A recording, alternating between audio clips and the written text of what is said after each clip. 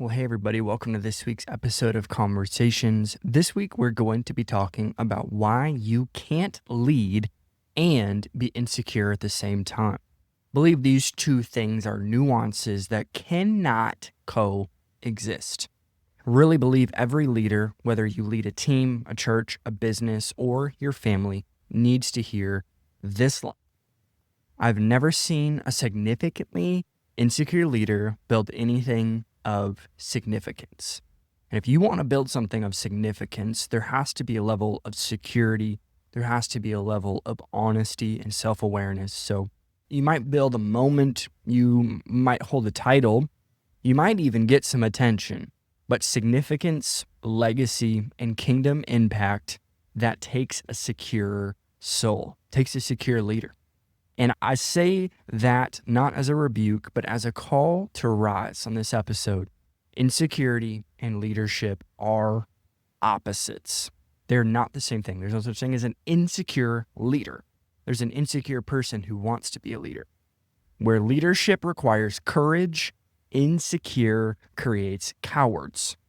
Where leadership builds others, insecurity competes with themselves. Where leadership lifts vision, insecurity protects ego. It reminds me of a character in the Bible that you've heard a lot when it talks about insecurity, and that is King Saul. Tall, appointed, and anointed, but ultimately insecure. 1 Samuel 18 says this: Saul was very angry. They had credited David with tens of thousands. He thought, but me with only thousands, what more can he get but the kingdom? And from that time on, Saul kept a close eye on David. Now that's insecurity. It doesn't see teammates, it sees threats. It doesn't build, it controls. It doesn't release, it restricts. And tragically, Saul had everything he needed to lead well, but he never did. Not because of what was against him, but because of what was within him. So today I want to walk you through 6 signs you might be leading from insecurity, and then give you a vision of what a secure, spirit-led leader looks like. So the 6 core signs you're leading from insecurity. Number 1, you center yourself instead of the mission. Everything gets filtered through how it affects you. You lead from self-preservation, not service. Instead of asking, what does the team need? You ask, how does this make me look? That's a sign you've lost the plot. The plot is people. Everything that we're about in the kingdom is about God and about others. Now, you can't live in a life of service and sacrifice and think about yourself at the same time. Those two things are opposites. But what's interesting is the most insecure people, what they're doing is they're actually revolving the world around them. And that's funny, right? It's a paradox, because the people who don't like themselves, what they're doing is they think about themselves and they compare themselves rather than understanding and being satisfied with their own portion. So number 1, you center yourself instead of the mission. Number 2, you're always defending instead of developing. You shut down feedback, you resist correction, you get offended when somebody brings up a weakness. Insecure leaders protect their image. Secure leaders cultivate their growth. You cannot be a person who constantly gets offended when somebody tries to correct you, rebuke you, give you feedback. You can't shut down feedback, constantly resist correction, and get offended and be secure. If I'm secure in myself, I can learn and listen to anybody. That doesn't mean that I'm going to agree with what you say, but I'm not going to have a wall up. I'm not going to have an offense before you even talk. And that just tells on yourself that you're insecure, because what's actually happening when you get offended is the person or something that you observe hits something inside of you that's true. And a lot of times when you get offended, when you resist correction, you're actually putting up a wall or protective mechanism because there's something in you that doesn't know how to receive that. And a lot of times in my experience pastoring and leading people, that has a lot to do with how they were parented. Maybe there was a coach in their life who was too harsh on them or too abrasive. And you really have to understand that that's not your responsibility. I'm not your dad. I'm not your coach. And I can't lead you if you cannot receive feedback, correction, and you get offended. Because why? Insecure leaders protect their image. It's what it is. It's image management. And secure leaders cultivate growth. I want growth. I want feedback. I want correction. I refuse to be offended or even sit in that, because that is the biggest seed of division in any team across the globe is offense. So you're always defending instead of developing. Number 3, you treat gifting like a threat.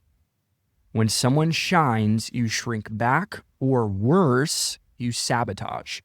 But hear me, great leaders don't compete with their team, they complement them. You don't lose when someone else wins. You all win together. Your win is not my loss. It's not a baseball game. You can't have a winner and a loser. The loser is the person who's competing when there's really no competition. You think about in the United States, there is a huge competitiveness within the church. The first 3 questions you ask at a conference are, how big was your church? What was giving? How many leaders you have? You tell all about your awesome leader, your awesome staff member, the person, your social media growth.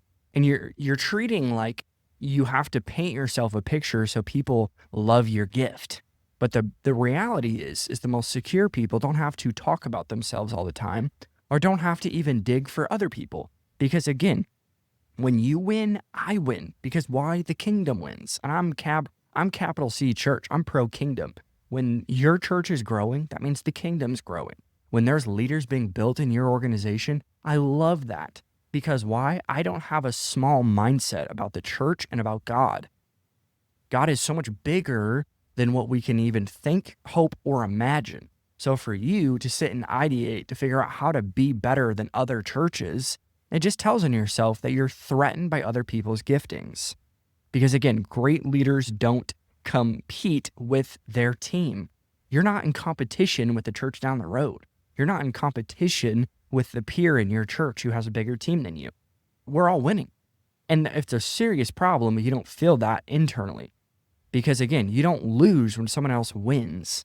We all win together in the church. Number 4, you need control to feel secure. You micromanage and you hover.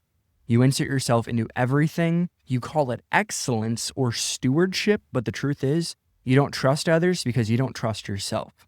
Control is your counterfeit peace. Control is counterfeit peace. Every time when I think about a scenario, when somebody's trying to control something, what they're doing is they're afraid that the outcome isn't going to be the same at the micro scale of when they controlled it all. Because again, you can't go to scale. You can't go to growth and control everything. You got to understand that you can control 1 to 3 things when you're at a very high level scale. So what are those 3 things going to be? Is it going to be a set list, or is it going to be vision? Is it going to be a social media caption, or is it going to be leadership development or preaching? Whatever your 3 things are, just understand if somebody else can do those things better than you, you should not be doing them. You don't need control to feel secure. What you need is trust. And trust should be given, not earned. You don't have to earn my trust.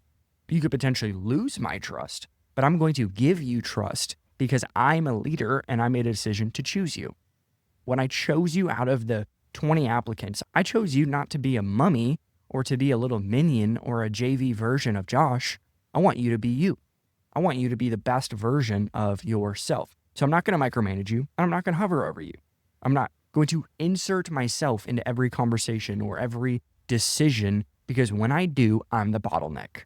And that's extremely unhealthy. Number 5, you confuse affirmation with identity. You crave applause, you check stats, you reread compliments.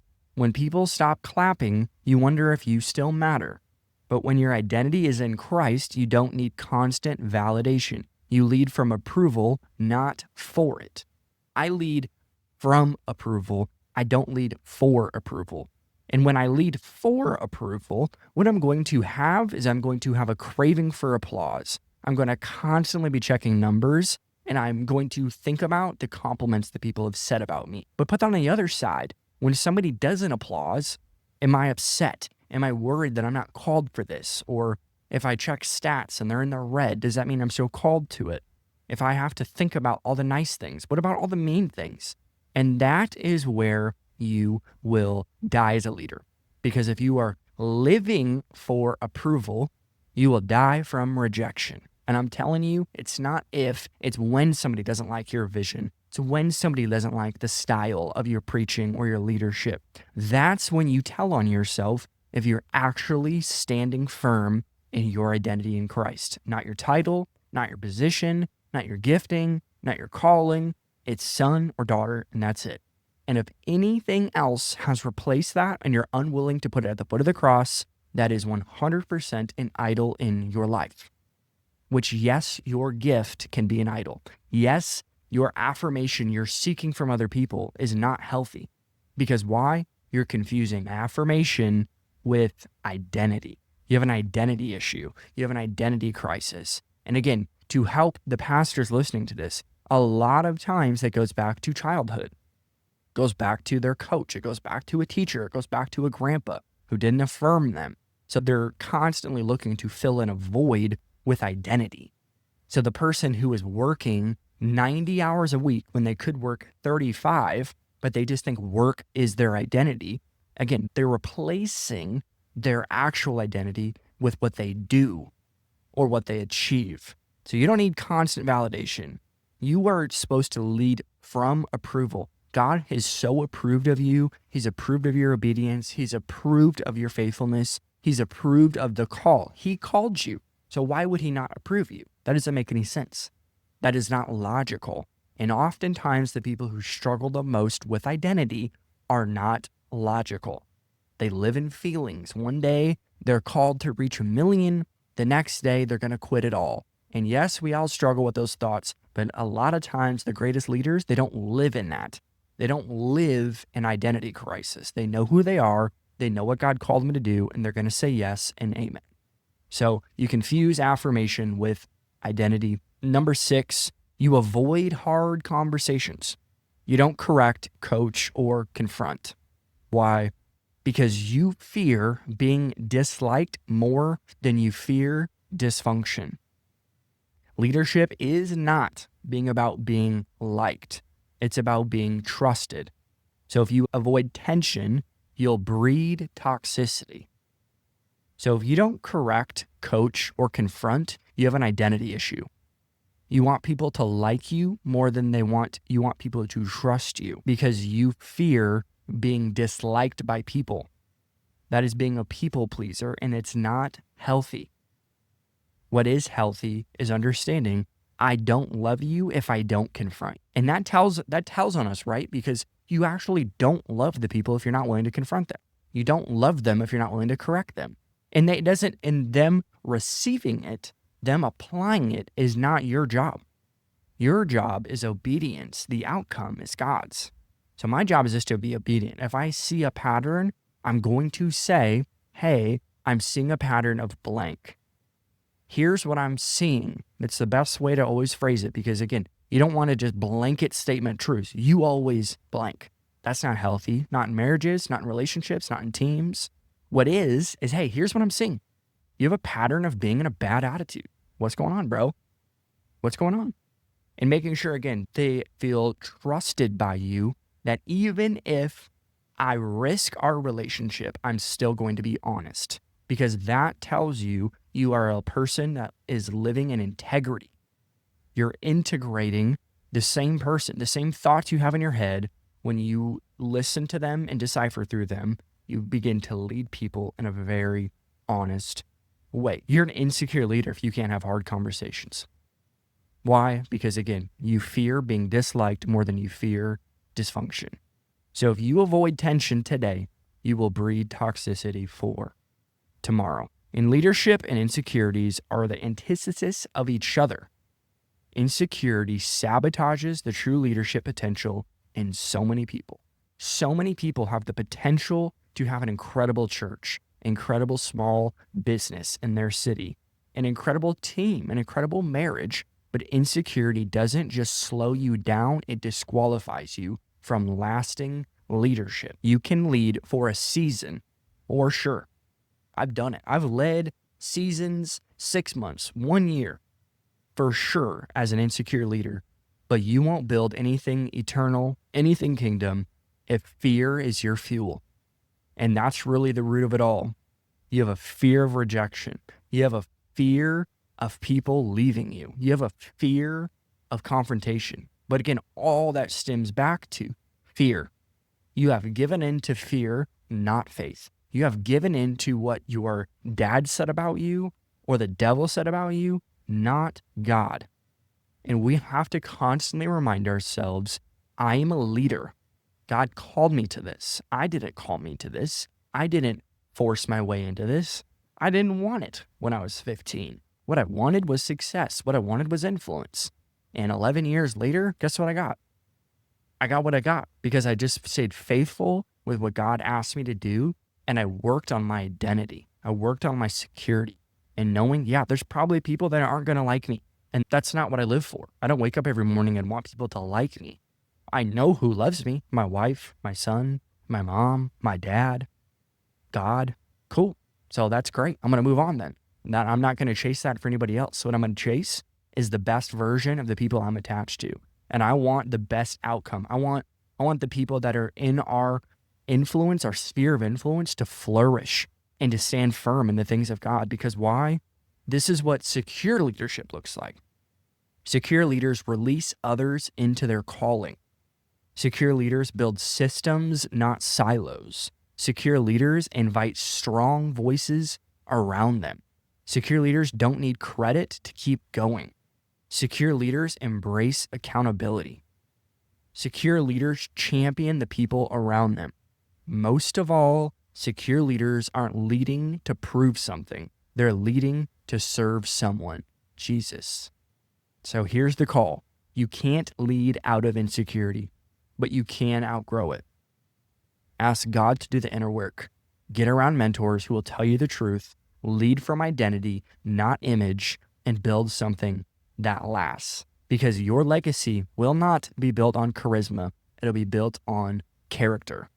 Thanks for listening to this week's episode of Conversations. If this encouraged you or challenged you, share it with somebody who is leading and in your life. And remember, secure souls build strong things. We'll see you next week.